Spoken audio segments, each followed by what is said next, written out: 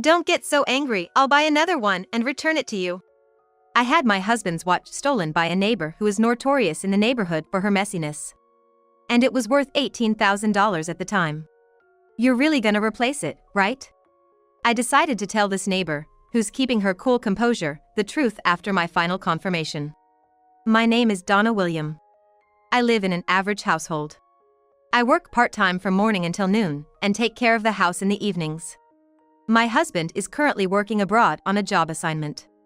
We have one child, and through that child, I became friends with a neighbor, Sandra Smith. However, I was shocked to learn one day. Sandra was the notorious in the neighborhood for her messiness. And she's crafty, with a habit of taking things from those she befriended and then cutting off all contacts afterwards. I heard such stories from victims of her and had stopped inviting Sandra to my home. Still, Sandra would frequently try to visit my home. Lately, she's been showing up without even calling in advance. Even when I told her it was inconvenient, Sandra wouldn't listen. Distressed, I called my husband and we installed security cameras. Today, my shift ended half-day. As soon as I got home, the doorbell rang. I had a bad feeling and looked through the peephole. Sure enough, there was Sandra. I thought of pretending I wasn't home for a moment, but Sandra kept ringing the doorbell over and over. Hey! I know you're in there! Come out already! She banged on the door roughly. Not wanting to stir up rumors in the neighborhood, I opened the door. Seeing that, Sandra snorted and walked in without asking. Weren't you just pretending to be out just now? When she gave me that glaring look, I said, "It's not like that," and poured some coffee. I've got plans today, I told her, but Sandra just wouldn't listen. She sat lazily on the couch, holding snacks she'd taken from the shelf without asking. This isn't that good. And it's instant coffee. You're treating me pretty rough for a guest, aren't ya? I'm sorry. I just got home from work. What brings you here? I was surprised since you didn't call ahead. We're friends, right? Do I always gotta let you know? I told her that's not the point and tried to end the conversation with her quickly. Ever since I started avoiding Sandra, she's been making snide remarks and complaints like she did just now. Her selfish behavior also started around that time. My husband's gonna be late today. Oh, maybe you could invite me for dinner? You're gonna be alone anyway, right? No, my child will be home soon. So what? One more person won't hurt, right? Listening to Sandra's audacious comments, I was upset deep down. But I couldn't outright refuse, and that night, I ended up having dinner with Sandra. After we ate, Sandra went through my kitchen and even started drinking. After soothing my worried child to sleep, I went to the living room where a tipsy Sandra awaited. It's getting late. As I started to say this to Sandra, she glared at me with a wine in one hand and a bright red face. You telling me to leave? I came all this way to hang out. Sandra frowned, clearly unhappy. She seemed pretty drunk. Since then, she slurred her words, scolding me and insisting that if I wanted her to leave, I should drive her home. I couldn't, especially with my sleeping child at home alone. But Sandra just started making sarcastic remarks again, as if ignited. At that moment, I noticed the bottle of wine Sandra had opened. It was the wine I had been saving to drink with my husband. I had saved up from my part-time job to buy that wine, a $1,000 bottle. I couldn't help but raise my voice. Did you drink that wine all by yourself? This one? Yeah. Got a problem? That bottle costs $1,000. I bought it for a special occasion, to open on our anniversary. Sandra then laughed heartily. Seeing my frustration, she mocked me, saying, "It's just $1,000. My husband is a doctor, so he can buy as much of this wine as we want." Your husband really doesn't earn much, does he? Sandra said, mocking my husband in the process. I was so frustrated, I bit my lip. Come on. Getting so upset over just a cheap bottle of wine? You're so petty. If anything, you should be grateful. Someone with taste like mine is drinking your wine. Enough is enough. Please leave now. But Sandra just gave a nonchalant reply and made a phone call. A few minutes later, the doorbell rang. Wondering who could it be at this hour, I checked the video intercom and there stood Sandra's husband. Finally, you're here, Sandra said as she staggered toward the door, leaving her mess behind. I couldn't just let her go on dropping things everywhere, so I helped her to the door. My husband is a doctor and he's super busy. He earns a lot and still comes to pick me up. I'm so lucky to have such a wonderful husband.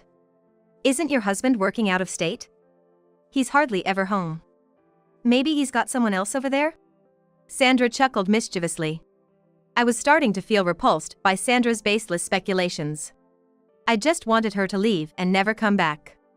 Although I glared at her with all my might, she didn't seem to care. You should leave your husband and snag an elite one like mine. But I guess that's too much for you, Sandra said cheerfully as she left. Her husband gave me a pained look, nodded silently, and went after her. 2 days later. Right after I returned from shopping, Sandra showed up again. I'm pretty busy today, I mentioned, but Sandra replied, I just need to use the restroom.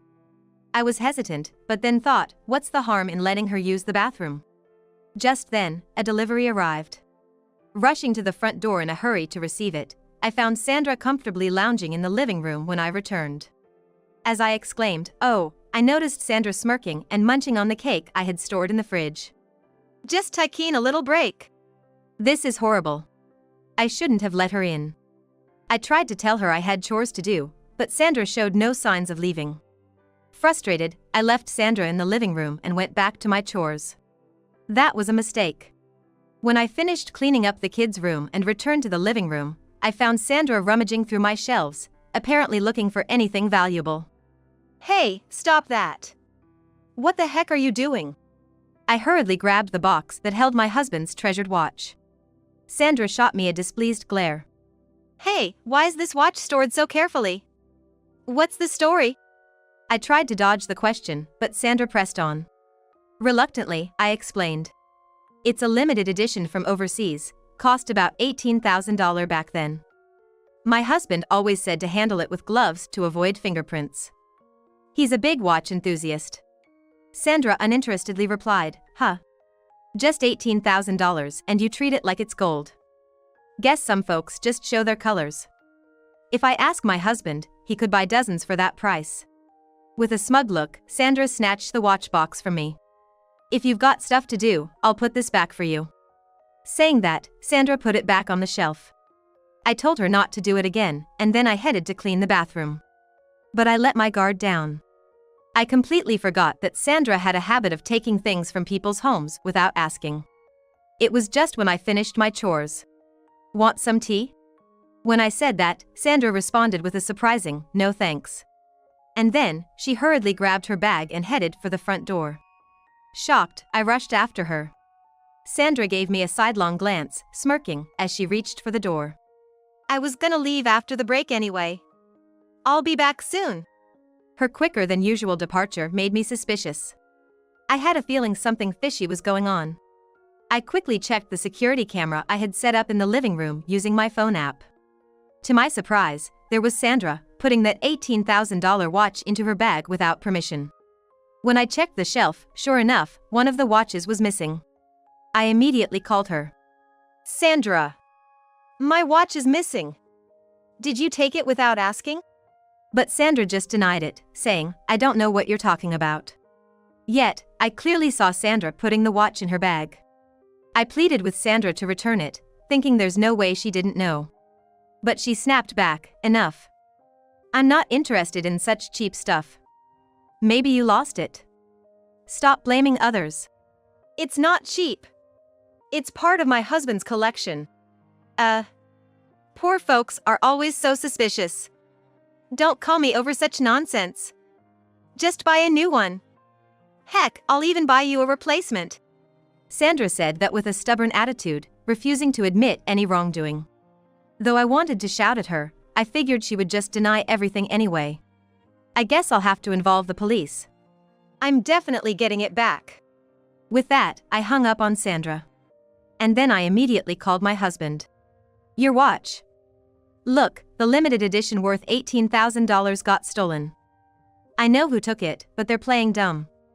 I'm thinking of reporting it to the police. If you have photos or a proof of purchase, I'd like to see them.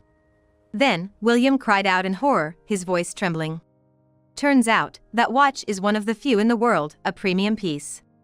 Moreover, it has a unique mechanism that's no longer in circulation. If it breaks, it's irreplaceable. In the collector's world, it's sought after and now worth more than $18,000. What? The other day at an auction, the starting bid was over $200,000. It's gonna keep rising in value. I felt dizzy hearing that. I hurriedly took the photo of the watch William gave me and the proof of purchase from the shelf and ran to the police station. I had no idea it was such a luxury item. Once I reported the theft to the police, they acted immediately due to its high value. I wanted to call Sandra and inform her that I was coming over with the police, but her phone went straight to voicemail. Hoping the watch would be safe, I headed straight to Sandra's house. After ringing the doorbell several times without a response, the police showed their badge and urged her to come out. Then, looking annoyed, Sandra appeared. Really? Bringing the police is an overreaction. You're trying to corner me without any evidence, aren't you? Sandra said that with a smirk on her face. My irritation with Sandra reached its peak. We have evidence. I quickly showed her the security camera footage on my phone.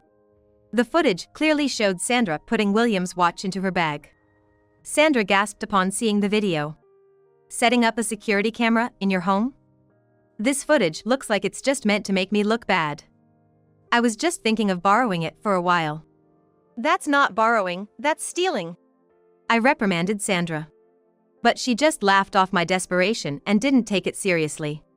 It's just $18,000, right? What if it breaks? It can't be fixed anymore.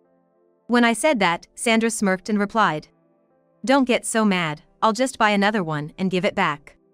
Such an arrogant attitude without any sense of guilt. I couldn't tolerate Sandra's attitude and raised my voice. You steal someone's precious item and have the nerve to act like this? I know you've been taking things from various people without permission. When I said that, Sandra's face turned red and her eyes narrowed. Excuse me. Stop making these weird accusations. Sandra muttered, "This is why I hate poor folks," looking at me with an exasperated expression. The feeling is mutual. I asked the police, "Can't you arrest her?" And the officers said they could if they had evidence and if the stolen watch was in this house. You'll never get inside my place. All this fuss over a mere $18,000? I could sue you for defamation. Sandra said that glaring at me. I glared right back at her. Can I ask something? If you claim you borrowed it, you still have the watch with you, right? You haven't lost it or sold it? Of course. I just borrowed it. Even if I lost it, I'd compensate. $18,000 is nothing considering my husband's earnings. Sandra said, flaunting a smug smile. Acting so confident, laughing like she still has the watch. So, you really gonna buy it and give it back? When I pressed further, Sandra, out of frustration, promised she would buy and return it if it was damaged or lost. To make sure she couldn't weasel out of it, I recorded her words on my phone.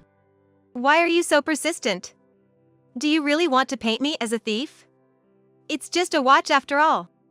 I told Sandra what my husband had told me. Actually, when that watch was purchased, it was $18,000. Now, it's become a collector's item and is worth at least $200,000. Sandra, hearing my words, stammered and started to sweat. No way. That's a bluff. You're trying to trick me. It's true. Look at this. I showed her a screen my husband sent me. On an auction website, the price has now soared to $280,000. Sandra stared at the screen, her face pale as stone. If you return the stolen item now, I won't ask you to buy it. When I said that, Sandra frantically rummaged through her bag by the entrance. Then, she roughly handed over something. It was my husband's watch. But the face was cracked and it had scratches. What? How did this happen? When I looked at Sandra in shock, she defensively claimed it was broken from the start. I told her that couldn't be the case, but Sandra kept insisting she didn't know. I decided to show Sandra a picture my husband had taken. This is a picture my husband took when he got home this month. It isn't broken, right? Then, Sandra started accusing me of breaking it. I shook my head in denial. I never touch my husband's collection with my bare hands. He always uses gloves, too. You remember me explaining that, right? If we do a fingerprint test, we'll instantly know who broke it. You can't prove anything. You might have wiped it down after touching it. Well, let's do this then. We have a week's worth of security footage. Let's review it and see if I ever touched it with my bare hands. If the only person we see touching it is you, that's pretty incriminating, isn't it? I handed over my phone to the police. The officers checked it immediately. Sandra, with a pale face, tried to stop both me and the police, but she was apprehended on the spot. I won't let this slide. You promised, right? If it's broken or lost, you'd buy a replacement. I never said that. Yes, you did. I've got the recording. Stop resisting now. Admit to what you did and take responsibility. Upon hearing this, Sandra finally gave in and began explaining herself. Apparently, she was just jealous that I had expensive items. I was utterly flabbergasted by her behavior and had no intention of forgiving her actions. Take responsibility for what you've done. I told her this and decided to leave the rest to the police. In the end, Sandra was arrested on suspicion of theft and vandalism. Subsequent searches of her house revealed other luxury items she had stolen from the neighbors. While Sandra claimed they were all borrowed, the victims refuted her claims. If the evidence continues to pile up, she'll likely end up in jail. I told Sandra that if she paid me back for the watch, I would drop the charges. Hearing that, she begged her husband, saying she didn't want to go to prison. However, it seemed her husband had grown weary of her excessive spending and brash attitude, and he decided to cut ties. Ultimately, Sandra couldn't afford to buy back the watch. Her husband billed her for the significant repair costs, leaving her in debt. With Sandra no longer coming around, I felt at ease. My husband returned home after his overseas assignment. Using the compensation we received, we hired a skilled watchmaker, and thankfully, my husband's watch was restored to its former glory. Now, my child, husband, and I live happily together.